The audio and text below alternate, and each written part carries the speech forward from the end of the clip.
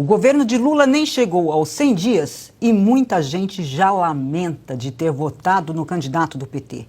Uma das mais recentes arrependidas é Alda Fernandes, presidente do Sindicato dos Metroferroviários de Minas Gerais. Ela disse que a categoria se sente traída. Eu jamais esperei que esse dia ia acontecer com a gente. A sensação que eu tive ontem e tenho ainda hoje é de traição. De traição do governo federal. De traição do Lula.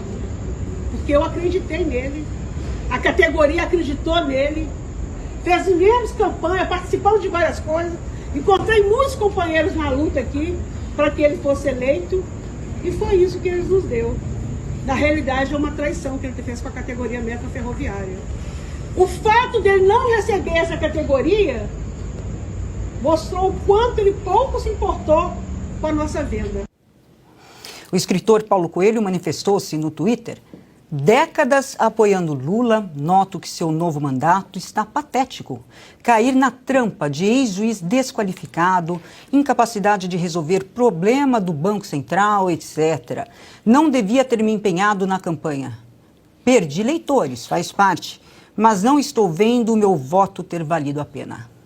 E agora, adianta lamentar, Ana?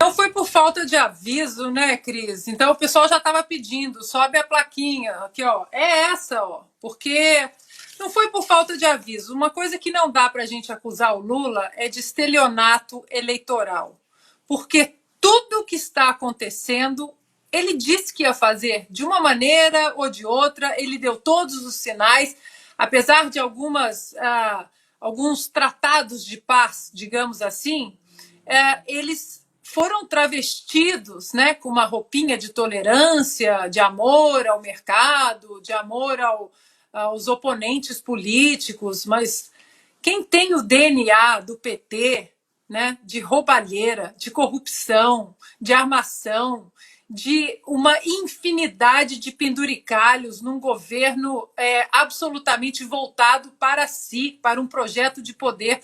Todo mundo sabia que esse terceiro tempo do petismo, ele seria o que foi o primeiro tempo, o segundo tempo com Lula e o terceiro tempo com um requinte de crueldade, de revanchismo, de vingança. E hoje nem o próprio Lula consegue esconder isso. Né, a armação do Sérgio Moro, um plano descoberto pela Polícia Federal, meses de investigação, não apenas o Sérgio Moro, né, estava aí na mira dos bandidos, mas outras autoridades também, e ele vai a público e diz que tudo é uma armação do senador Sérgio Moro. Aliás, até hoje, um pequeno parênteses aqui, nenhuma palavra do senhor Rodrigo Pacheco em relação a isso, presidente do Senado. Estamos falando de um senador da República, Sérgio Moro. Nenhuma palavra também por parte de nenhum ministro do Supremo Tribunal Federal em relação a isso. Né? Bom, fechado parênteses, é inacreditável que as pessoas caíram nesse canto da sereia. Todo mundo sabia. Se voltarmos um pouquinho à fita, Olavo de Carvalho foi chamado de o grande teólogo aí das conspirações e que uma delas seria o Foro de São Paulo.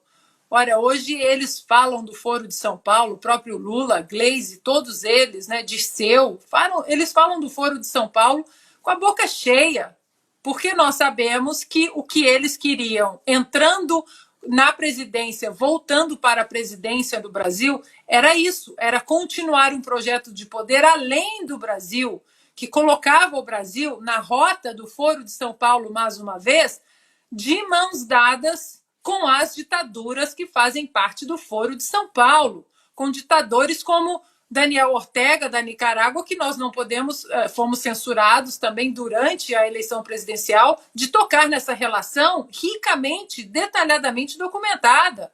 Ditadores da África, Venezuela. Então, né, aqueles que fizeram L e se arrependeram, as cartas estavam todas sobre a mesa, só caiu nesse canto da sereia quem, de fato, anda de mãos dadas com o PT, agora e lá atrás.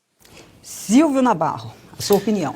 Olha, Cris, eu acho que a Ana toca num ponto central, porque o Lula não é nenhum novato na política, pelo contrário, ao lado de alguns dos seus aliados aí, das famílias Calheiros, Barbalho e companhia, eles retratam o que há de pior de um velho Brasil, né? Um Brasil que a gente, inclusive, no caso dele, Lula, achou que já tinha deixado para trás quando ele foi preso na Operação Lava Jato e todos os escândalos dos governos do PT que ele ajudou e participou, e inclusive se locupletou, né? Porque tem aí o sítio, tem o triplex e tudo mais. Bom, ou seja, não adianta dizer que está arrependido agora. Em relação a sindicalista e ao Paulo Coelho, eu não tenho dó de nenhum dos dois.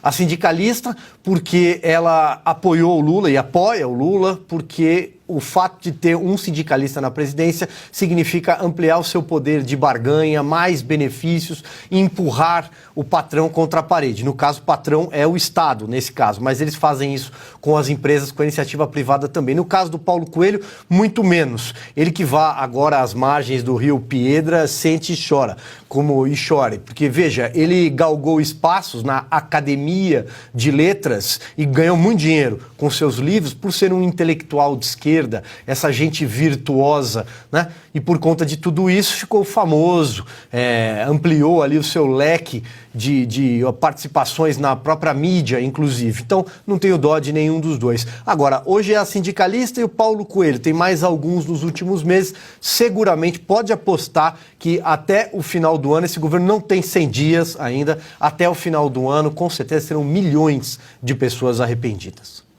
É pouco tempo de mandato e muita gente arrependida, hein, Augusto? Mas sem dúvida. Agora, eu não entendi bem porque que a sindicalista lá tá brava com o Lula. Não sei bem o que fez. Agora, como disseram a Ana e o Silvio, esperavam o quê? O Lula era pouco conhecido entre eles. Então, por exemplo, ela se queixa de não ter sido recebida, né, pelo Lula. Mas o Lula não viu ainda todos os 37 ministros. Ele não tem tempo. Tem ministro que ainda não foi apresentado ao Lula. Se cruzar com o cara, não sabe o nome. Não sabe o nome. E quanto ao Paulo Coelho, é fantástica a razão que ele apresenta para ter se decepcionado com o Lula. Que caiu na trampa de um juiz desqualificado. Que se não tivesse feito isso, ainda mereceria a confiança do Paulo Coelho. Ele está dizendo que o Lula é ingênuo. Aí faz sentido. Porque o que tem de espertalhão, gente metida a esperta aí no meio desses arrependidos, é uma grandeza. Ana, voltamos com você.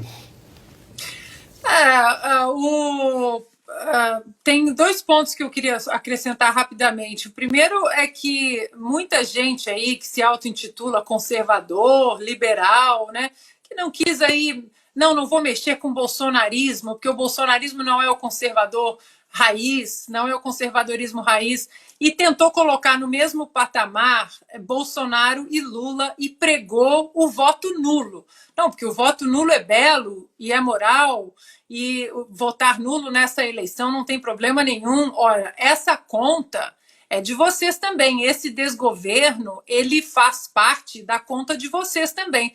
Porque muito além de reeleição do presidente Bolsonaro, o que estava em jogo era a reeleição de um Brasil aí comprometido com o progresso e o Brasil na beira de um precipício, que é o que nós estamos vendo, né? E 90 dias de governo, diante aí de muitos que parecem, né, que se arrependeram de fazer o L, como o Paulo Coelho, o Paulo Eduardo Martins fez um tweet maravilhoso, né, que levanta aí, né, um certo alerta, inclusive nos petistas. Muitos dizem que o Alckmin como vice seria o establishment, o deep state empurrando o Alckmin a posto aí a elevar até a presidência, a ascender a presidência da República, sem de fato conseguir ser eleito.